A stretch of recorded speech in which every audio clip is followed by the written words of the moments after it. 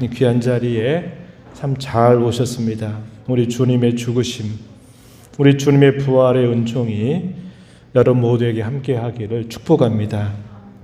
우리는 지난 주간에 고난 주간을 보냈습니다. 한 주간 동안 특별 새벽 기도회를 진행하면서 우리 주님께서 마지막 한 주간을 가셨던 행적을 살폈습니다. 유월절을 앞두고 예루살렘으로 나귀 새끼를 타고 올라가셨던 일, 성전을 심판하고 정화시키셨던 일, 종교 지도자들과 논쟁하셨던 일, 최후의 만찬 자리에서 제자들의 발을 몸소 씻겨 주신 일, 성찬을 제정해 주신 일, 불법적인 종교 재판을 받으시고 마침내 온갖 조롱과 멸시, 채찍질을 당하시고 골고다 언덕을 향해서 올라가셨던 일, 마침내 십자가에 매달려 6시간 만에 운명하셨던 일, 그리고 장사 되신 일, 이런 일들을 우리가 하루하루 살펴보면서 주님의 행적을 더듬어 보았습니다. 우리 주님께서 가셨던 그 모든 행적은 다 저와 여러분을 위한 것이었습니다. 저와 여러분을 대신한 일이었음을 우리는 살펴보았습니다. 그런 과정에서 예수님 곁에 가까이 있었던 제자들, 그리고 여러 다양한 사람들의 모습이 어떠했는가 하는 것들을 우리가 살펴보기도 했습니다. 우리 주님의 죽으심, 주님의 부활의 의미에 대해서는 너무나도 깊고 너무나 크고 너무나 넓기 때문에 그것을 우리가 단 한 번에 이러하다고 말할 수 없을 것입니다. 그것은 우리 평생에 깊이 묵상하고 되새겨야만 하는 교훈들이 아닐 수 없습니다. 오늘 저는 예수님을 대했던 제자들의 편을 주목해 보려고 합니다. 그 옛날 그들이 주님을 따랐던 것처럼 저와 여러분도 구원의 은혜를 받아서 부름받고 부활하신 주님을 따르는 길에 대해서 우리가 함께 생각해 보려고 합니다. 우리는 살아가면서 크고 작은 많은 일들을 또 사건들을 경험합니다. 그 일과 사건을 겪을 때는 경황이 없어서 뭘 잘 모르고 그저 그런 상황에 몰두하게 될 때가 많습니다. 시간이 지나고 나서 비로소 그게 어떤 의미가 있었는지, 그것이 나에게 어떤 유익을 주었는지에 대해서 깨달을 때가 참 많습니다. 주님을 따랐던 첫 제자들의 모습 또한 그러했다는 것을 우리는 오늘 살펴보게 될 겁니다. 이런 말씀들을 보면서 주님을 따라 살아가는 저와 여러분에게 또 좋은 유익이 되는 시간이 되기를 바랍니다. 첫 부름을 받고 난 다음에 그들이 3년 동안 보냈던 시간들, 우리가 너무나 잘 알고 있지만 간략하게 좀 이야기를 엮어가 보겠습니다.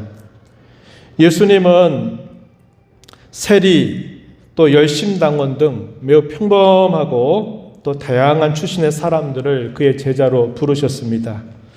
그 중에서 특히 어부 출신의 사람들을 많이 부르셨어요. 우리가 잘 아는 베드로와 안드레, 또 요한과 야고보, 이들은 어부 출신의 사람들이었습니다.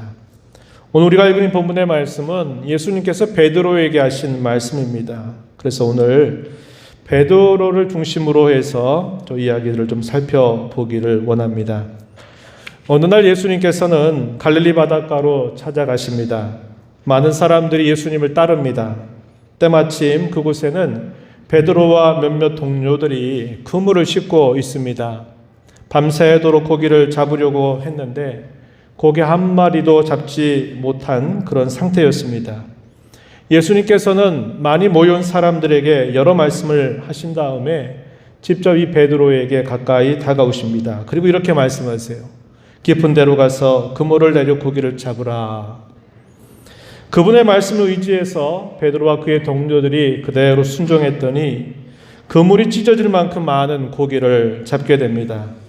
고기를 가득 채워서 돌아오는 기쁨은 무척이나 큰 것이죠. 하지만 고기를 싣고서 돌아왔던 이 베드로는 예수님 앞으로 다가오더니 갑자기 예수님 앞에 무릎을 꿇게 됩니다. 그리고서는 이렇게 말해요. 예수님, 저는 죄인입니다. 나를 떠나십시오 라고 이렇게 예수님께 말씀을 드립니다. 그때 예수님이 이렇게 말씀하시죠. 무서워하지 말아라. 이제후로는 네가 사람을 취하게 될 것이다. 이런 말씀을 하십니다. 이런 말씀을 들었던 베드로와 그의 동료들은 자신들의 것을 다 버려두고 예수님을 따르게 됩니다. 예수님의 제자가 돼서 예수님과 함께하는 삶은 참으로 행복하고 기이한 일들이 많은 경험했던 시간들이었습니다. 참 많은 것을 보았어요.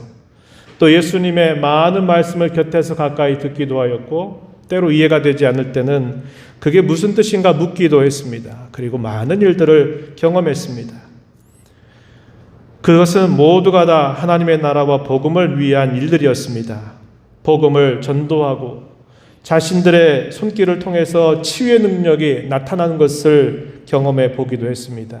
예수님이 행하시는 많은 기적들을 목격하기도 했고 그 기적들을 지켜보는 많은 사람들의 반응도 어떠했는가도 잘 살펴보기도 했습니다.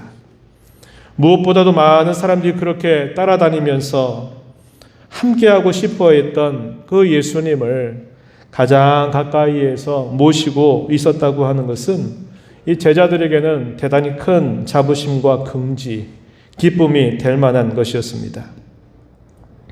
그러던 어느 날 예수님께서는 이 제자들을 데리고 가이사랴 빌립보라고 하는 지역으로 그들을 인도해서 전도를 하도록 명령하시게 됩니다. 그리고 다시 전도를 마치고 모여 있는 이 제자들을 향해서 예수님이 대화를 하시는데 이렇게 물어요. 사람들이 나를 누구라고 부르는지 한번 이야기해 보아라. 이런 말씀을 하십니다. 그랬더니 제자들이 각각 대답합니다. 예, 세례자 요한이라고도 하고요. 엘리야라고도 부릅니다. 그리고 또 많은 사람들은 선지자라고 부르기도 했습니다. 이렇게 대답을 하죠. 예수님께서는 이제 시선을 제자들을 향해서 이렇게 말씀을 하시게 돼요. 그러면 너희는 나를 누구라고 하느냐라고 이렇게 물으십니다. 그러자 제자들 가운데 베드로가 나서서 대답합니다. 예, 당신은 그리스도이시며 살아계신 하나님의 아들이십니다. 라고 고백합니다. 예수님은 이 베드로를 무척이나 칭찬하셨어요. 그래, 맞다. 내 고백이 참 바르다. 잘했다. 이런 칭찬을 하시게 됩니다. 그러면서 예수님은 이때에 당신이 순환을 받으실 것에 대해서 처음 말씀을 하시게 돼요. 종교 지도자들에 의해서 많은 고난을 당하여 죽게 될 거다. 그러나 사흘 만에 내가 다시 살아난다라는 말씀을 하시게 됩니다. 베드로는 예수님을 따르고 있는 자로서 그분이 순환을 당하시는 것에 대하여 받아들일 수가 없었습니다. 그래서 예수님에게 이렇게 말하죠. 그런 일이 예수님에게 결코 미치지 않게 할 것입니다. 제가 예수님의 곁에 있는 한 절대로 그런 일은 없을 것입니다. 라고 대답합니다. 그랬더니 예수님이 대뜸 뭐라고 말씀하시느냐. 사탄아 물러가라. 너는 나를 넘어지게 하는 자다. 내가 하나님의 일을 생각하지 않고 사람의 일을 생각하고 있다. 라고 말하면서 아주 심하게 베드로를 책망하시게 됩니다. 그리고 예수님이 말씀하세요. 너희가 나를 따라오려거든 자기를 부인하고 자기 십자가를 지고 나를 따라야 한다. 이렇게 말씀을 하십니다. 제자들은 이 말을 듣고서 적지 않은 충격을 받았습니다. 무척이나 서운하고 또 섭섭한 말로 들렸을 것입니다. 지금까지 자신들이 모든 것들을 다 버리고 예수님을 따라 여기까지 왔는데 무슨 이런 섭섭한 말씀을 하시는가 하는 생각이 들었을 겁니다. 지금까지 예수님을 잘 따라오고 있는데 또 뭘 더 따르라고 이런 말씀을 하시는지 서운한 생각이 들었을 것입니다. 그리고 며칠이 흘렀습니다. 6월절이 다가왔어요. 그래서 6월절에 식사를 하는 관습을 따라서 예수님이 6월절 식사 자리를 마련하십니다. 마가의 다락방에 제자들을 모아놓고 그 만찬 자리에서 예수님은 무척이나 괴로운 표정을 가지시고 이런 말씀을 하십니다. 너희 중에 한 사람이 나를 팔 것이다 라는 말씀을 하셔요. 바로 그가 유다였습니다. 그는 이미 그 전에 예수님을 팔겠다라고 생각을 하고서는 종교 지도자들에게 돈을 받아둔 상태였습니다. 그는 그 자리에서 그 말씀을 듣더니 예수님께 떡 한 조각을 받아 먹는 순간 그 자리를 박차고 뛰쳐나가게 되었습니다. 예수님께서는 또 그 자리에서 내가 이제 이 세상을 떠날 것이다 라는 말씀을 또 들려주시게 됩니다. 그때 시몬 베드로가 예수님께 묻습니다. 주여 어디로 가시나이까? 예수님 대답하시기를 내가 가는 곳에 내가 지금은 따라올 수가 없다. 그러나 후에는 따라올 것이다. 베드로가 또 묻습니다. 주여 내가 지금 어찌하여 주님을 따라갈 수 없습니까? 내가 주님 위해서 내 목숨까지 다 버릴 수 있습니다. 예수님께서 대답하십니다. 네가 나를 위하여 너의 목숨을 버리겠느냐? 내가 진실로 진실로 내게 말한다. 다 굴기 전 네가 3번 나를 부인할 것이다. 이렇게 예수님이 대답을 하십니다. 그러자 베드로는 뭐라고 말하느냐? 다른 사람은 몰라도 저는 결코 그렇게 하지 않을 것입니다. 라고 말하게 됩니다. 옆에 있었던 다른 동료들도 그와 함께 우리도 다 예수님의 곁에 함께 있을 것입니다. 라고 대답을 했습니다. 그리고 예수님은 그들을 겟세마네 동산으로 데려가시면서 간절하게 하나님께 기도를 올리십니다. 특별히 제자들 가운데서 베드로와 요한과 야고보를 좀 더 가까이 데려가시고서는 그들에게 이렇게 말씀하세요. 깨어 있어 기도해라. 시험에 들지 않게 기도해라. 이런 말씀을 하시고 예수님은 좀 더 동산으로 들어가셔서 성부 하나님 앞에 간절한 기도를 올리시게 됩니다. 3번을 그렇게 하셔요. 3번씩이나 제자들에게 이러한 요구를 하지만 이 제자들은 피곤함과 슬픔을 이기지 못한 채 그저 졸고 또 졸고 또 졸았습니다. 그런 다음에 모든 일들이 정신없이 쉴 새 없이 돌아가기 시작합니다. 유다는 예수님을 체포하기 위해서 종교 지도자들이 보냈던 사람들을 데리고 그 현장에 찾아옵니다. 예수님은 순순히 체포를 당하시게 돼요. 베드로는 자기가 할 수 있는 대로 예수님을 위하는 태도를 갖습니다. 대제사장의 종의 귀를 칼로 자르는 용기를 냈습니다. 그러나 예수님은 베드로의 이러한 행위를 기뻐하시기보다는 마치 그를 책망하시듯이 이렇게 행하셨어요. 잘려진 귀를 주워서 다시 그 귀를 그 종에게 다시 붙여 주시고서는 순순히 체포를 당하십니다. 그리고 예수님은 사내들인 공회에 끌려가셔서 죄인의 신분으로 종교 법정에서 판결을 받게 됩니다. 신성모독죄라고 하는 판결을 받고서 사형이 마땅한 일이다 라고 하는 언도를 받고 빌라도의 법정으로 예수님은 또 옮겨지게 돼요. 그때 대제사장의 뜰에 있었던 이 베드로는 예수님이 어떻게 되는지를 보려고 그 뜰에 있었어요. 그런데 갑작스러운 일이 그에게 다가옵니다. 이 대제사장의 여종이 너도 저 예수의 도당이 아니냐? 너도 저 예수의 사람이 아니냐? 이렇게 묻게 되니까 나는 저 사람을 모른다. 이렇게 부인을 하게 되죠. 이런 일이 2번, 그리고 다른 사람들이 그곳에서 넌 분명히 그 예수를 따르는 사람이다 라는 말을 하게 되니까 나는 절대로 저 사람을 모른다 라고 마침내 3번째 부인을 하게 된 겁니다. 그리고서는 닭이 울게 되었고 그 닭 울음소리를 들은 베드로는 그 무리 가운데 뛰쳐나가서 통곡과 눈물을 흘릴 수밖에 없었습니다. 이런 일들이 일사천리로 진행되는 과정에서 그는 제대로 할 수 있는 일이 아무것도 없었고 무엇보다도 예수님을 모른다고 그가 부인하고 배반했던 그 일은 그에게 지울 수 없는 실수와 실패, 부끄러움과 수치가 되고 말았던 겁니다. 베드로는 왜 예수님께서 깨어있어 기도하라고 하셨던 그 말씀을 훗날 가서야 그것을 알게 된 겁니다. 바로 그 순간, 그 현장이 바로 영적인 격전이 벌어지고 있는 자리였다는 것을 뒤늦게 그는 깨닫게 되었던 것입니다. 예수님께서 말씀하신 대로 재판을 받으셨어요. 그리고 모든 고난을 다 홀로 담당하시게 됩니다. 그리고 마침내 골고다 언덕에서 십자가에 달리시고 마침내 운명하시게 됩니다.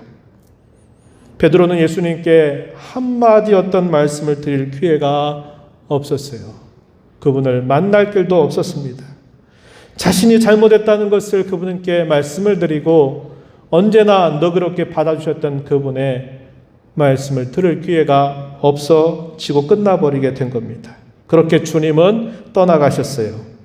이제는 돌이킬 기회도 없고 모든 것이 다 무너져 내려 버렸습니다. 그리고 안식일이 지난 이른 아침입니다. 장사된 지 사흘이 되었습니다. 막달라 마리아가 예수님이 부활하셨다고 하는 소식을 전합니다. 그 소식을 듣고는 이 베드로가 그 무덤에 달려갔습니다. 무덤은 비어 있었어요. 그런데 여전히 베드로는 예수님을 만나지 못했습니다. 부활하신 주님은 몇 차례 개인에게, 때로는 제자들에게 나타나셔서 예수님은 만나 주시기도 했습니다. 하지만 이 베드로의 가슴 속에는 그의 깊은 응어린 것을 풀 길이 없었던 것이에요. 우리가 여러 사람들을 함께 만나게 될 때 내가 나눌 수 있는 이야기가 있고 나눌 수 없는 이야기가 있죠. 가까이서 서로 대면해서 만났을 때 할 수 있는 이야기가 있고 또 나눌 수 있는 이야기가 있어요. 베드로에겐 무엇이 필요하냐? 깊이 자기의 속마음을 끄집어내서 주 앞에 말씀을 드려야 되는 그 순간이 필요했던 거예요. 사실은 베드로만이 아니라 모든 제자들이 다 그랬을 겁니다. 주님은 한마디도 그들을 책잡지 않으셨어요. 너희가 왜 나를 그렇게 모른다고 했고 너희가 나를 왜 그렇게 배반했냐고 한 말씀도 묻지 않으셨어요. 너희에게 평강이 있을지어다.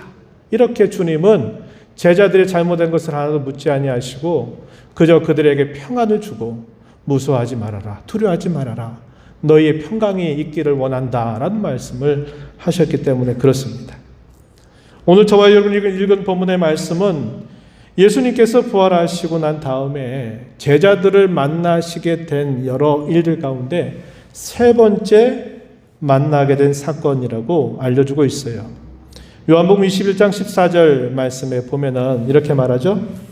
이것은 예수께서 죽은 자 가운데서 살아나신 후 세 번째로 제자들에게 나타나신 것이다. 이때가 언제였느냐? 예수님이 십자가를 지시기 전에 얘들아 너희가 다 나를 버리고 너희가 도망갈 것이지만 얘들아 내가 갈릴리로 먼저 가 있을 테니까 갈릴리에서 만나자라는 말씀을 예수님이 먼저 하셨던 겁니다. 예수님이 이 갈릴리에서 제자들에게 공적으로 나타나셨어요. 이 제자들은 예수님이 부활했다고 하는 소식을 듣기도 했고 예수님을 대충은 만났어요. 그런데 그들은 자신들이 무엇을 해야 될지 삶의 방향을 잊어버렸습니다. 그래서 예전에 하던 직업, 어부일을 다시 찾고서 하루하루를 살아가고 있는 중에 있었습니다. 예수님께서 어느 날 이 갈릴리 해변가에 찾아오시게 된 겁니다. 그리고서는 예수님께서 그 옛날 3년 전 처음 그들을 부르실 때와 같이 비슷한 말씀을 그들에게 건네주시게 됩니다. 고기를 잡지 못해서 허탈한 그들에게 예수님께서 또 말씀하셔서 그들로 하여금 많은 고기를 다시 얻도록 주님께서 일해 주시게 돼요. 그리고 아침 먹을 것을 그들에게 준비하셔가지고 조반 먹을 것을 준비하셔서 그들과 함께 식사를 나누시게 됩니다. 그러나 제자들은 예수님께 감히 어떤 말씀을 드리기가 어려웠어요. 그분이 누구신지도 알고 있습니다. 요한복음 21장 12절 말씀에 보면은 예수님이 와서 조반을 먹으라 이렇게 말씀하셨을 때 제자들이 주님이신 줄을 알았습니다. 그래서 당신 누구인가 감히 묻는 자가 없었다 그래요. 그리고 이들을 향해서 어떤 말씀을 하시기가, 이들이 예수님께 어떤 말을 하기가 어려웠던 겁니다. 그때 예수님이 그렇게 식사를 마치시고 나서 시몬 베드로를 부르시죠. 그리고 3번씩이나 물으십니다. 뭘 물으세요? 시몬의 아들, 요한의 아들 시몬아, 네가 나를 사랑하느냐라는 말씀을 3번 묻게 돼요. 그것이 오늘 우리가 읽은 본문 앞부분 15절부터 소개되고 있는 말씀이에요. 요한의 아들 시몬아, 네가 나를 사랑하느냐라고 물으시는데, 1번 물으시고 2번 물으시고 3번이나 물으세요. 이것은 베드로가 예수님을 향해서 행했던 여러 모습들을 다시 하나 짚어보도록 하시는 사건이었어요. 3번 부인한 것에 대해서 주님은 3번이나 네가 나를 사랑하느냐라고 물으십니다. 그때 베드로는 대답하는 데 있어서 말씀을 드리면서도 예전같이 나서서 예, 그렇죠, 당연하죠 라고 이렇게 말씀을 못 드리고, 주님이 제 마음을 아시지 않습니까? 라고 이렇게 대답을 드리게 돼요. 그랬더니 예수님 뭐라고 말씀하십니까? 오늘 우리가 읽은 본문의 내용이 나타난 겁니다.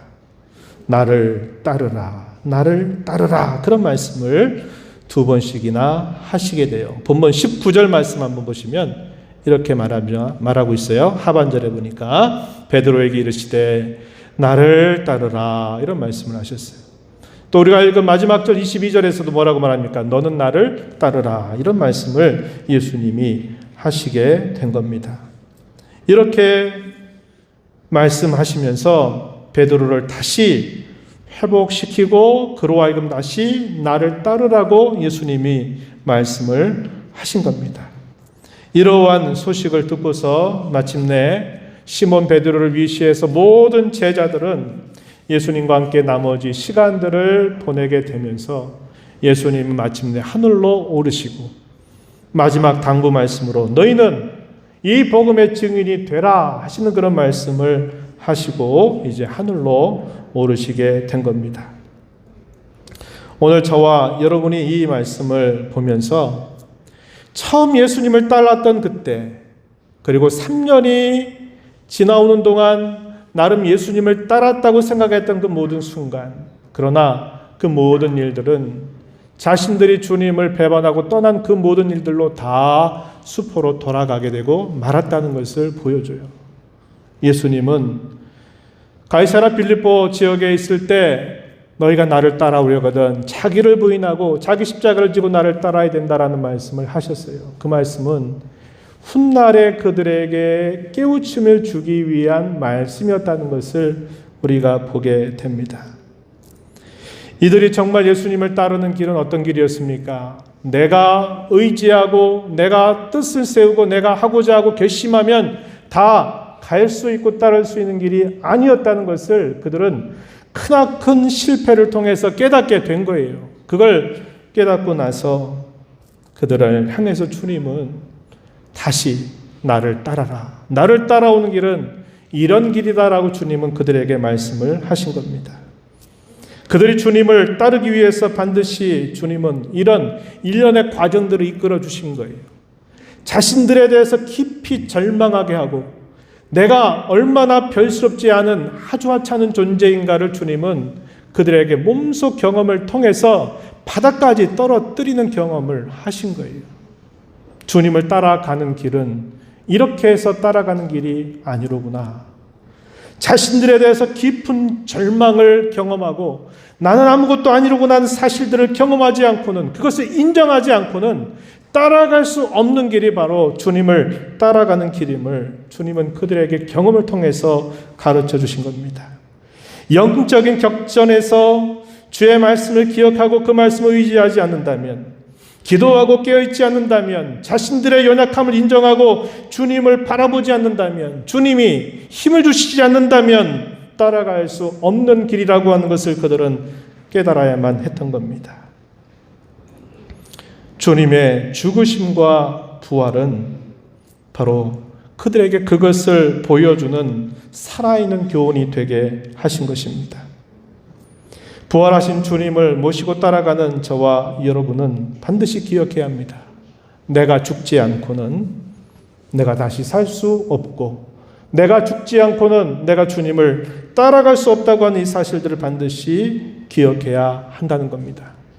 죽고자 하면 살게 될 것이지만 내가 살고자 하면 결국은 죽게 된다고 하는 것을 분명히 가슴에 새기면서 주님을 따라가야만 했다고 하는 겁니다.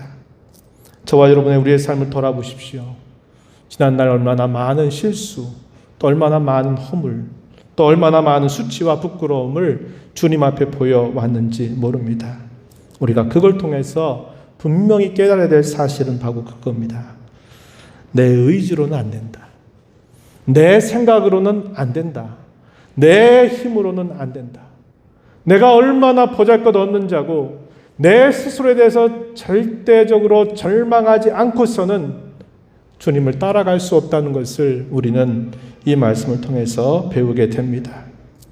부활하신 주님을 사랑하는 저와 여러분, 주님을 따라가기 위해서 우리는 이전보다 좀 더 깊은 응답을 주님 앞에 해드려야만 합니다. 그러기 위해서는 주님 말씀하신 것처럼 너 자신을 부인해라. 내 생각과 내 의지와 내 욕심과 내 모든 것들을 다 부인하고 너 스스로에 대해서 스스로 절망하고 너 자신을 포기해야만, 그리고 나만 오직 바라보아야만 나를 따를 수 있다라고 하시는 주님의 말씀을 기억하면서 저와 여러분의 남은 삶, 부활하신 주님, 우리가 사랑하는 그 주님, 내 힘과 내 의지가 아니라 깨어서 기도하고 늘 말씀에 의지하고 우리 자신에 대해서 우리가 얼마나 별스럽지 않은 존재인가를 깨닫고 고백하면서 주님을 잘 따라가는 저와 여러분이 되기를 진심으로 바랍니다. 하나님 아버지, 부활의 주님을 함께 기뻐하며 찬송하는 귀한 시간, 3년 동안 주님과 함께 했던 제자들의 여러 모습들을 살펴보면서 그들은 주님을 따르는 줄 생각했고 주님을 따를 수 있다고 생각했고 주님 모든 것을 할 수 있다고 주님 앞에 고백했던 그들은 결국 가장 중요한 순간에 주님을 배반하고 주님을 부인하는 그런 실수를 범했습니다. 그러나 주님은 그 실수조차도 아시면서 그걸 그들의 발판 삼고 교훈 삼아서 너희가 나를 따라오려거든 깨어 있지 않으면 안 된다. 너희 자신을 부인하지 않으면 안 된다. 자기 십자가를 지고 나를 따르지 않으면 안 된다고 하는 것을 그들에게 심어주셨나이다. 오늘 주님을 사랑하는 저희들이 주님을 따라 살아가는 삶도 끊임없이 저희 자신들에 대해 절망하고 저희들에게 소망이 없다고 하는 것을 언제나 고백하며 오직 주님을 바라보고 의지하며 나아가는 저희들의 걸음이 되도록 인도해 주옵소서. 예수님 이름으로 기도하옵나이다. 아멘.